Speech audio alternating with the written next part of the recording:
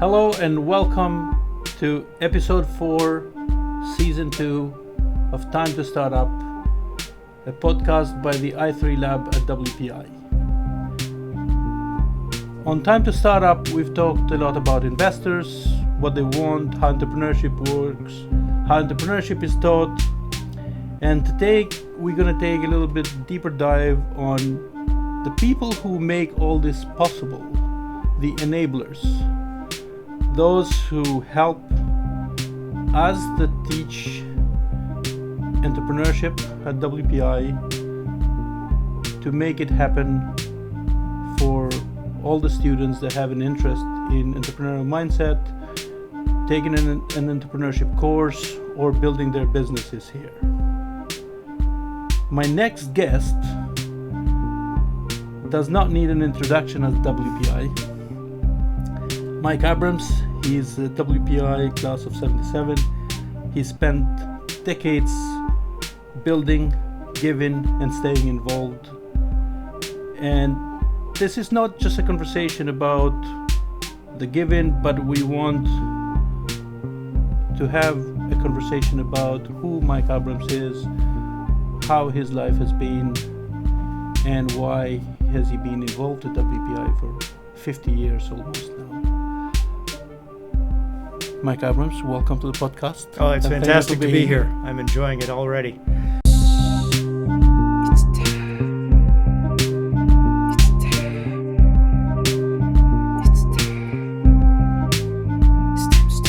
Yeah, thank you. Thanks. And he is here for the alumni weekend. That's correct? It's an alumni annual meeting. Annual meeting is tomorrow evening, which is tomorrow night, and it's kind of you to join us on our podcast. So we want to spend a little bit of time for our audience, and there's a lot of people that know you, but universities have new waves of students and people coming in all the time. So it would be nice to get a little bit of, before you decide to come to WPI, where did your interest in engineering or science, or where did that really begin? Was Mike a 10-year-old? My interest in science was always, I was really good at it, right? I was really good at mathematics. I was really good at science. I was okay in the English stuff, and I was terrible at handwriting. But so the science was always. I remember reading a book when I was in 5th or 6th grade. There used to be a whole series of books. You want to grow up and be a policeman or a fireman or an engineer or a mathematician or whatever. And I read one about, you want to grow up and be an engineer. I thought, oh, this is me. That looks cool. What great stuff. Yeah, fantastic. Yeah, so I was just always interested in that aspect of life. But, mathematics was my best subject in high school. So when I came to WPI, I was a math major. So you fit right in. Yeah, absolutely. That's wonderful. So you were about 17, probably at that time, before you joined WPI. What clicked for you? I was already 18 when I came to WPI. Oh, you were 18 yeah. when you So what clicked for you? You're looking for schools, different places, and you're like, okay, WPI is the place. This is where I'm going to go. Well, it was the old days, if you remember, right? The 70s. So you had to go to the library and get those giant manuals of all of the universities, right? Peterson's manual and many other ones, and had to go research things, and for me, I looked at the obvious candidates, right? Looked at MIT, looked at Caltech, looked at Rice University, looked at Georgia Tech, looked at WPI, RPI, RIT, sort of all the candidates, and of course the state universities, because I was in Arizona at the time, and Arizona State University, University of Arizona, both have very good programs. But what was different about WPI was the plan. The plan was new. The plan just started in 1970, 1971, and I was coming to school in 1973, and it was, the 70s were a time of ferment and rebellion and innovation, and WPI plan fit right in with that for me. It was like, and especially the early plan, you could almost do whatever you wanted, right? Okay. There were no course requirements. So for people that are going through school now, what was the plan so they can get a bit jealous? I mean, the plan was projects, right? Major qualifying project, the interactive qualifying project, the competency exam. There was still a competency exam then. The sufficiency, which is a humanities requirement, and then of course the PE requirement, which nobody really paid any attention to, and that was just a leftover from the ROTC days from the '60s. To be perfectly honest, I don't think anybody's paying attention to it. Nobody pays attention to it now either, right?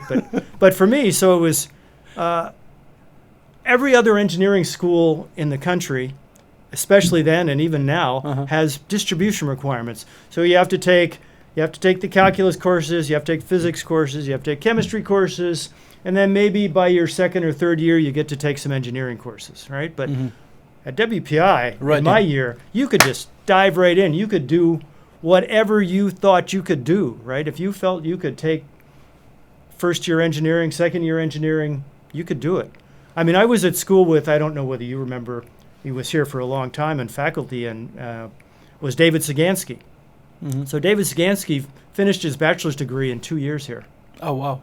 Yeah, finished his bachelor's degree in another year, PhD in another year after that, right? I mean, he was theoretically, he was my class. He was class of 77, but he was done in class of 75 was his graduation year. That's what, yeah. Wow, good. Yeah, we have some students now that they're doing, it takes probably 4.5 years. We have students that are doing undergrads and masters. Yeah, combined bachelor's and masters. And I think that's a great program here. It's a wonderful program. It's amazing program, and they're going through it. And I see them; they're busy. They can do stuff. Yeah, absolutely. It's and I think that's the result of the plan is the ability to support students who want to do that and are capable of doing that. Yeah. But the downside of that is, and especially in my era, it's really easy to fail. Yeah. Right? It's you really have to be disciplined. You have to be disciplined, right? And we had in my class year, we had probably 20% dropout rate because it was very easy not to go to class, right? I mean, it was like, okay, so I took a no record, I punted that course. Oh well, I'll get it next time because I didn't have no course requirements, right? You just had to last long enough to get your projects done. That's funny. That's good. Right, so you graduate from WPI with a degree in math, and then I did. Is it true? You can confirm or deny this. That you initially wanted to do a PhD, but then you decided to go into electronics engineering. Yeah, how did that? It's the course of life. Okay. So I graduated with my bachelor's degree from math. You know, I took my GREs. I had I'd applied to the University of Arizona to be the PhD program there because my wife to be was a student at the University of Arizona in Tucson. So I graduated from here, and the first thing I did was get married. So I got married June of my graduating year. And there goes the PhD. Well, and there went the PhD. Yeah, I sort of looked at the program and what the stipend was, and it just didn't match up, right? So I thought, well, I think I need to get a job. Okay, so you went into the workforce. Yeah, so I went into the workforce, and I had a few little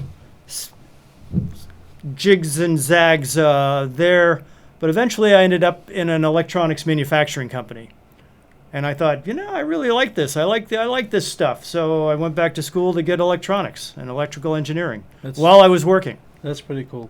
So as you're working, I'll have another question about getting married, but we'll get to that in a minute. As you were working, at what point do you start realizing that all the project-based learning stuff that WPI had, this is really actually cool and very applicable in the real world? Or how much of it was it back then? What sort of set you aside a bit more? Initially, I would say it wasn't very applicable because I was really doing grunt work stuff. I mean, I was hired as an electronics technician. I was doing just bench testing stuff, and I had a boss who told me what to do, and I did this stuff and worked at the bench. Once I'd been in the industry long enough, and I'd gotten the equivalent of a bachelor's degree in electrical engineering, and was working on my master's degree, and got involved in engineering teams, then It changed. And then the work that I'd done at WPI and the project work really came into the forefront, because engineering and product development is all about working together, right? And that's what I think the WPI, the plan and the projects were all about, is teaching you how to work with other people and how to accommodate what you're best at, what somebody else is best at, and figuring out how to make that mesh and accomplish what you're trying to do. And in engineering, you're trying to develop a product, you're trying to build something, and it was the same in projects. You're trying to make something work that you can present as an accomplishment. And you have to work with other people. And you have to work with other people. You can't just do it all on your own, right? And that's really what successful engineering, successful product development is all about. And WPI was instrumental in teaching me about that, for sure. That's good to hear. I think that's still the feedback that I hear a lot from alumni and also companies that come to WPI to hire people. Like, we want to hire from WPI because you guys know how to hit the ground running, and that's a good feedback. Absolutely. To have. And I think it's a differentiator from a traditional engineering program where students learn a lot. And eventually they can become good engineers, but coming right out of school, they don't have the experience of working in groups collaboratively, and that's what you do learn at WPI. Yeah, so I'm going to go back to my question about marriage, because so you met your wife Nancy before you came to WPI or after? No, we went to high school together. You went to high school together. Yes. So high school sweethearts. Yes. Very true. You marry, and you've been married for how long now? 49 years. So be 49 years in June. I'm going to round up because I'm not that good at math. Yeah. So almost 50 years. Almost 50 years. Yeah. So I graduated in 1977 and I got married in 1977. Well, that's a wonderful story. But so how does one makes it a success in marriage for 50 years? This I need to know for myself. Yeah, right. I mean, you have to find the right person for sure. And I was very lucky. I found the right person early in my life, and as my mother gave advice to both of my wife and I at different times, it's you're not perfect either. That's a good one. Right? I mean, you have to recognize that, and you have to cut people some slack, right? You have to cut your spouse some slack. You have to cut yourself some slack, and we all do stupid things in life. We all make mistakes, and if you find the right person, that you can overcome those small mistakes and continue being successful together. And engineering is the same. Yeah. Right? You make mistakes in your engineering work and your projects and in your dealings with people, and you have to get by those and make success anyway. And for young people who often worry about, like, am I going to get the best grade tomorrow or on the finals or whatnot? I've heard people say this about one of the most important decisions that you make in life is the person you marry or the partner you choose in life.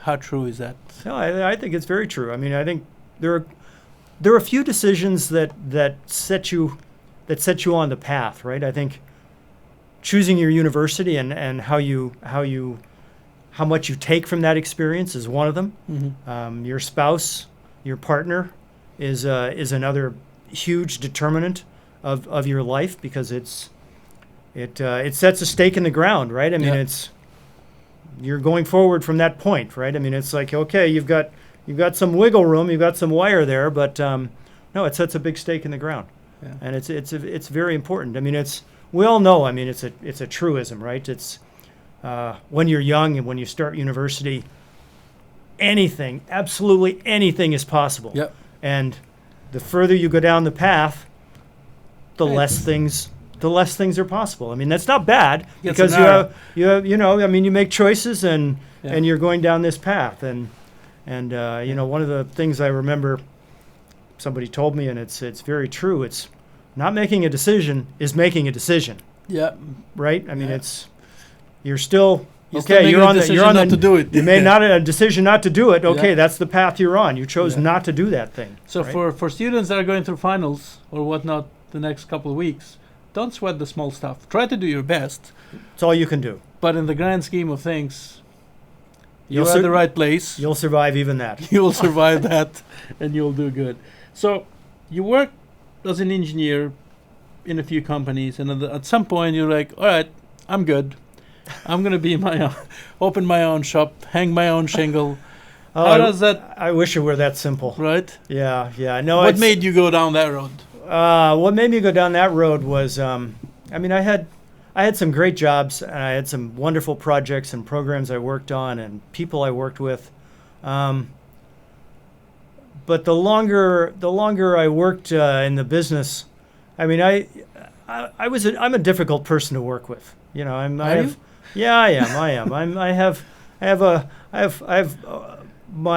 have strong opinions on things, and I sometimes don't cut people enough slack, and I come across as rightly or wrongly, probably Demanding? very demanding. Yeah, I'm a very demanding. I was too demanding as a boss, and the problem was I was successful as an engineer.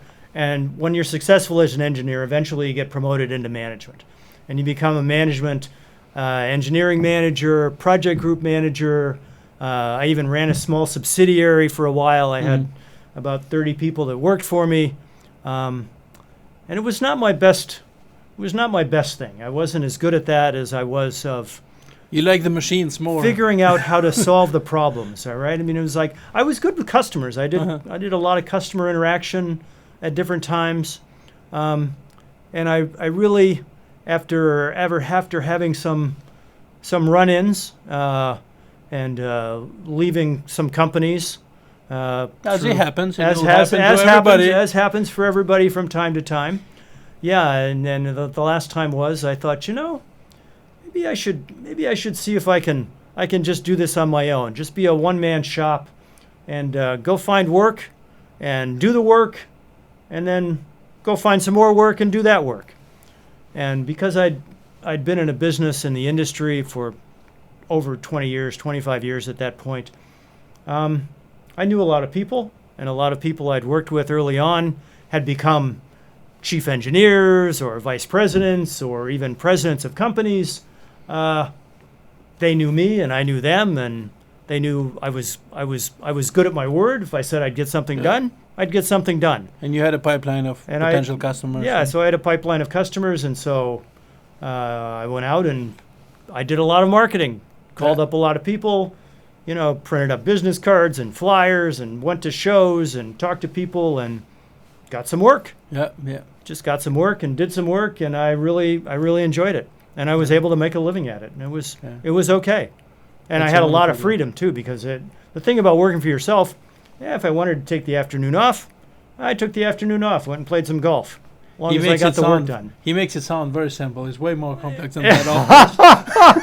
It is way more complicated than that, but I actually, in that regard, so I was lucky because my wife Nancy had a very good job and provided insurance for me, for example. So I had insurance. I had we had a steady income.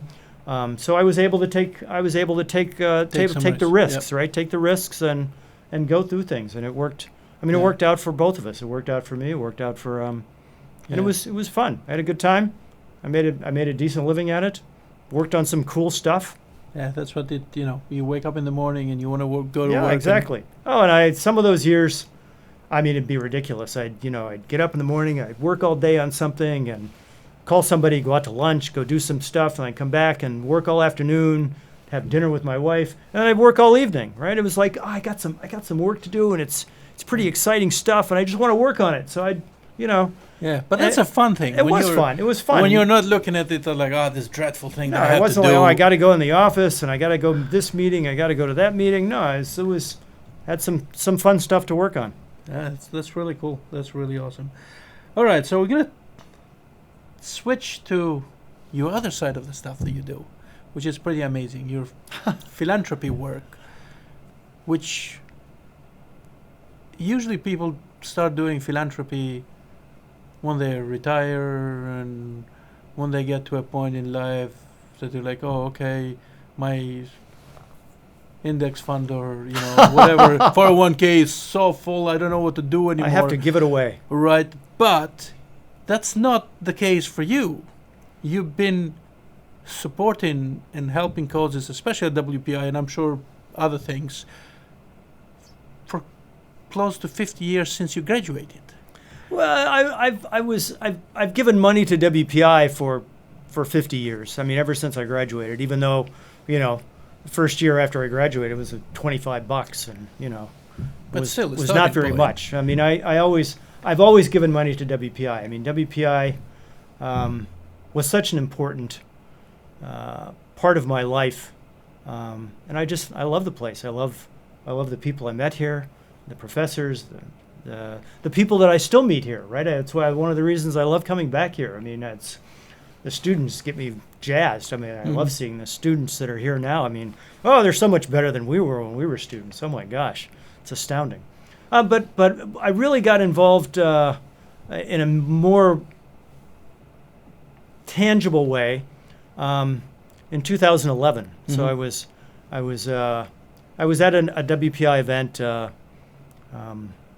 President's Circle at the President's House in 2010, and one of the members of the Alumni Association board was there, and we were talking, and he said to me, "So, are you interested in being involved with the Alumni Association?" I said, "Well, sure, yeah."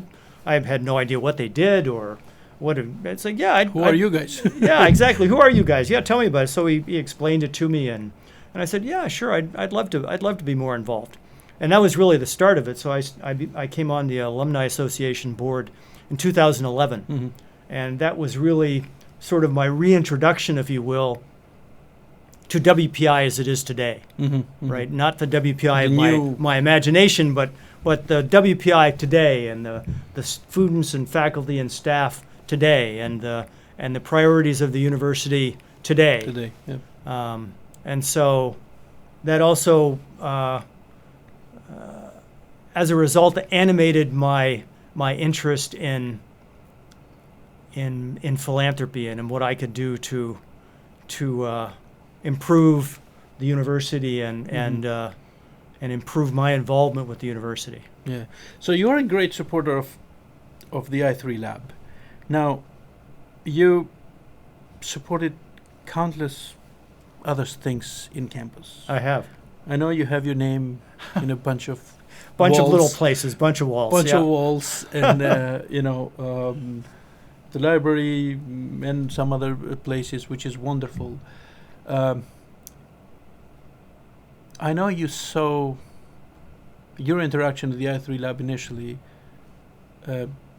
You saw some stuff they were promoting, right?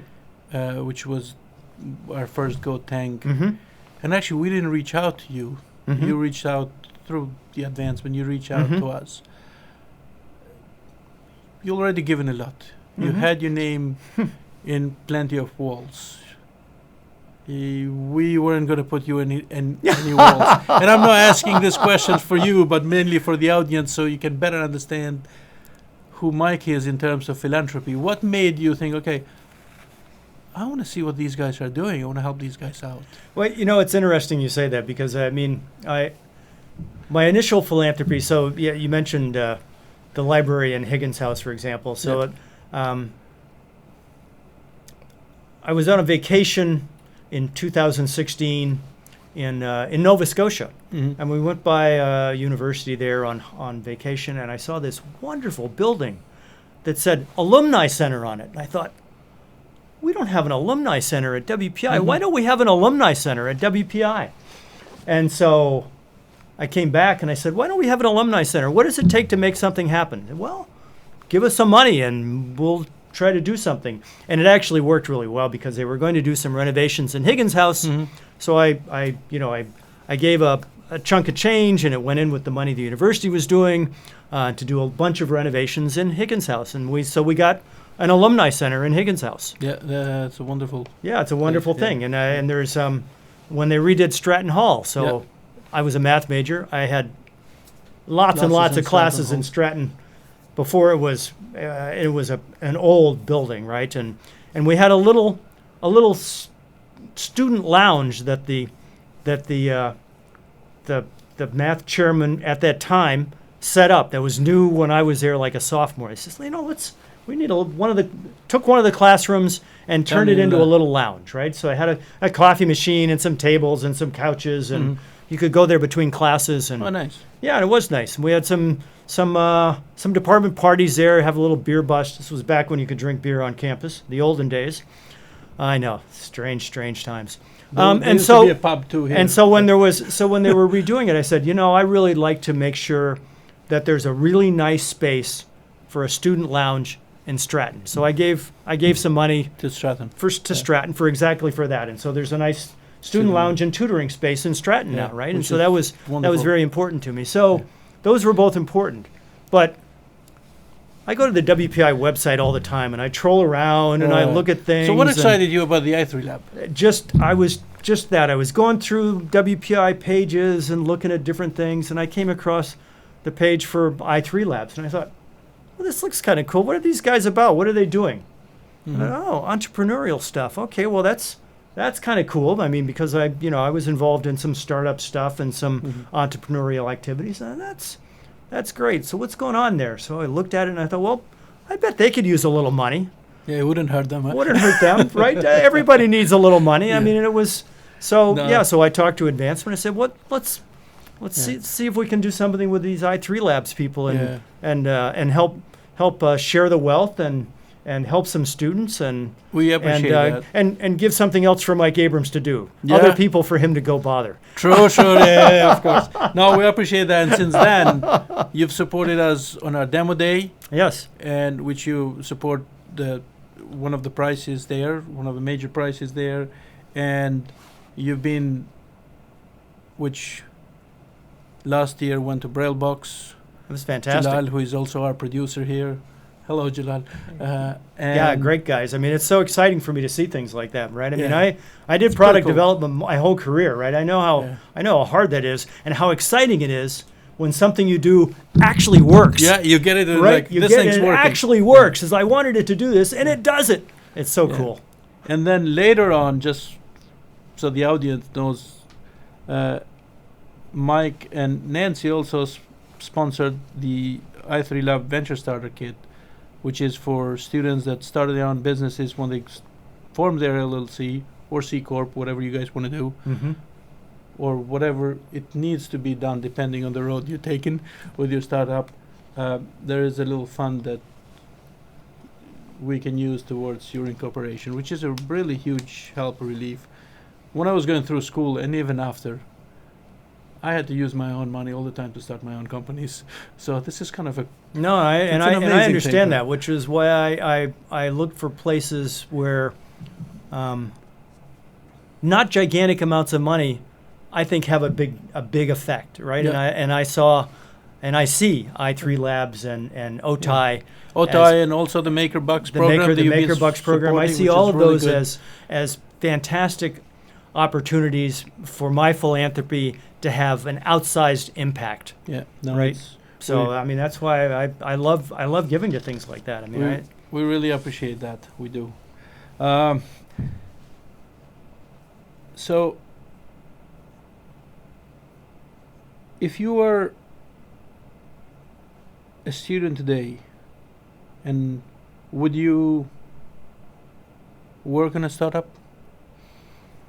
If I were a student today, you have to be really brave to work in a startup right out of school. I mean, I remember talking with some other students about doing startups, and we had some, I was always sort of like I'm happy to be a follower. I'm happy to support you. I would have worked in a startup, but I never felt strong enough when I was a student to go do a startup.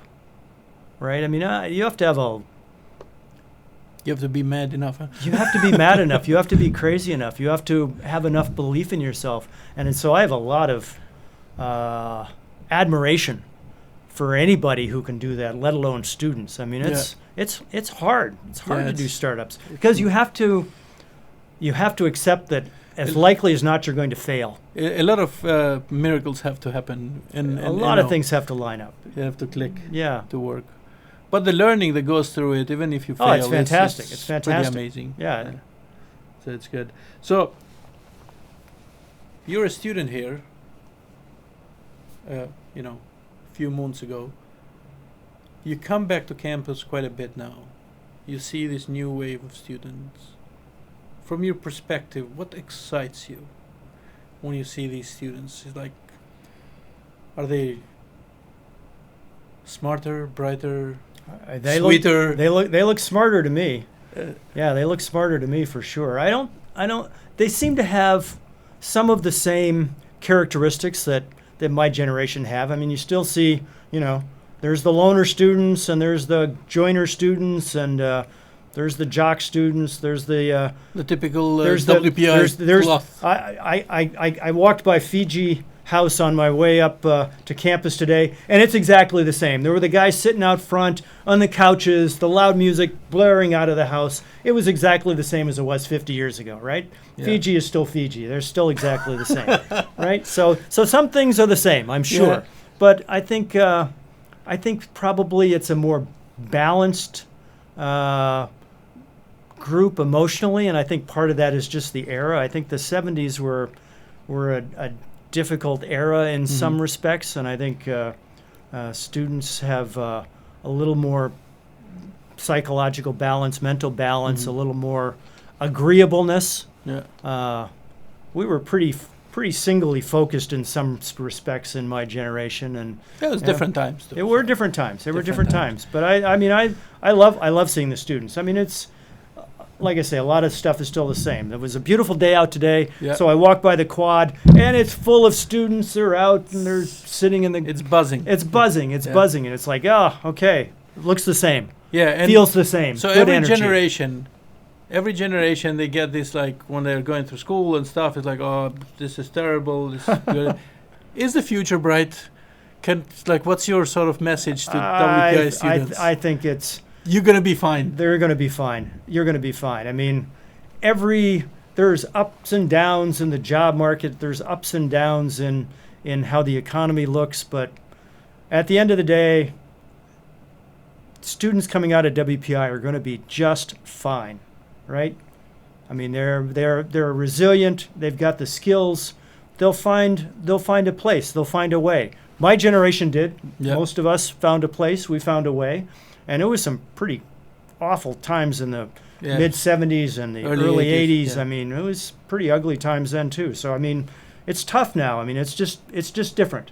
Yeah. But I think the students coming out of here have the tools and the skills and the mental strength to be successful. But overall, in the long run, you guys will be absolutely. Okay. They'll be good. They'll be good. It's cool. It's easy for me to say.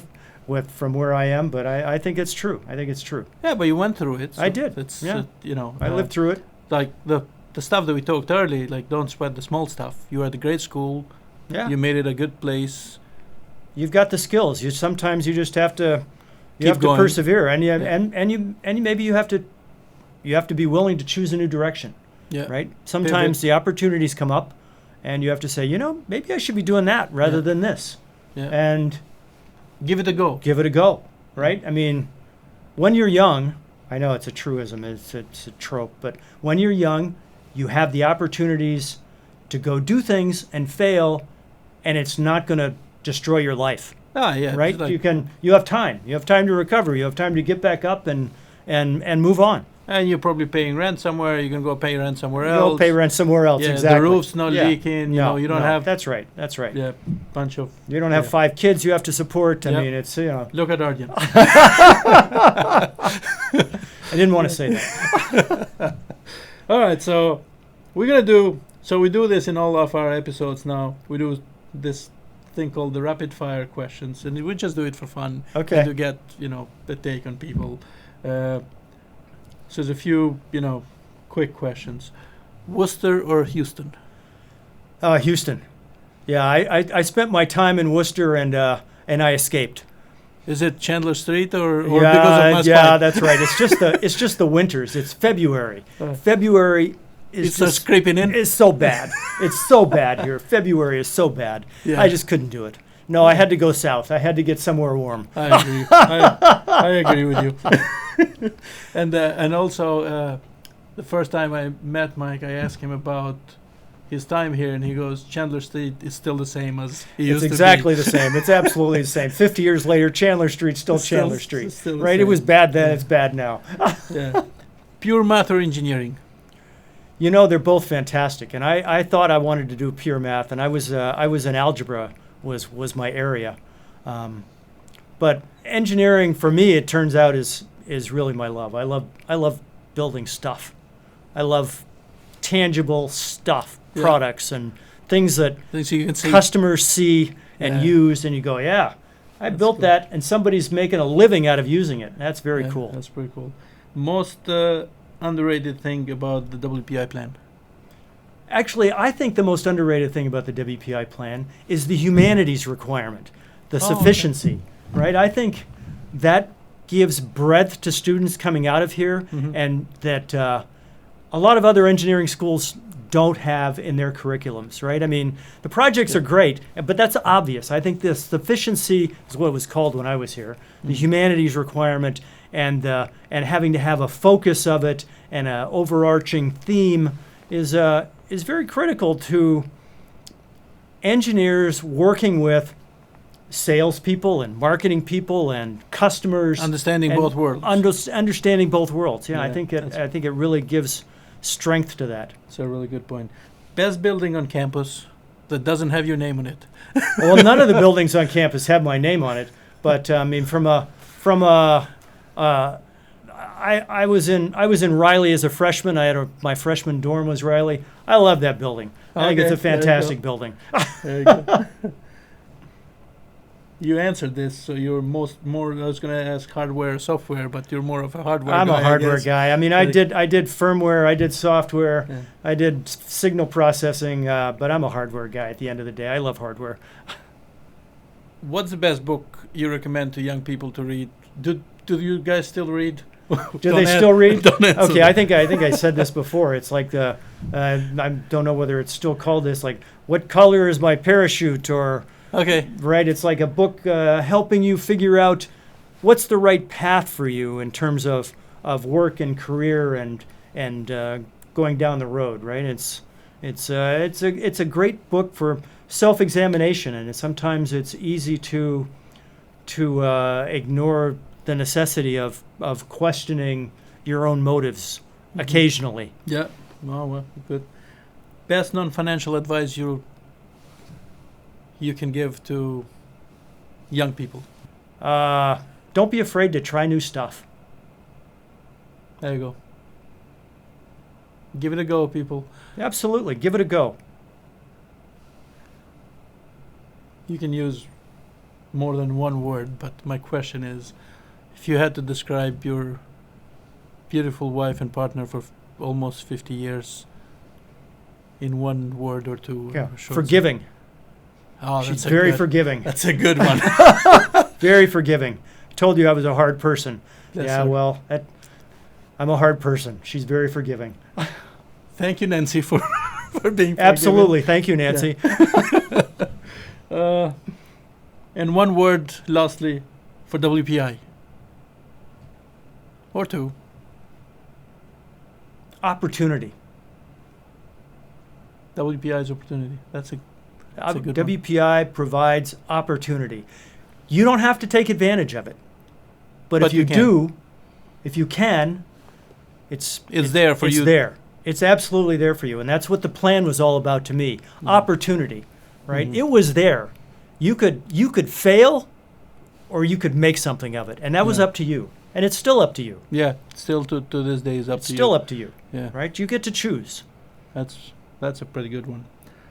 Oh, well, with that, I think we're going to wrap up. Mike Abrams, thank you for your time, your perspective, and also for reminding us that impact doesn't end with your career, and it's also what you choose to do afterwards and how you can impact people throughout your life. And thank you for being a great friend of WPI and a good friend of the i3 Lab, and all the philanthropy and all the help and all the kindness that you bring to our campus. Well, I really appreciate it, and I appreciate the opportunity to interact with the students and the staff and faculty here. And I mean, I love coming back to campus, and I love being involved. So thank you so much for asking me to do the podcast, and thank you for everything you're doing here as well.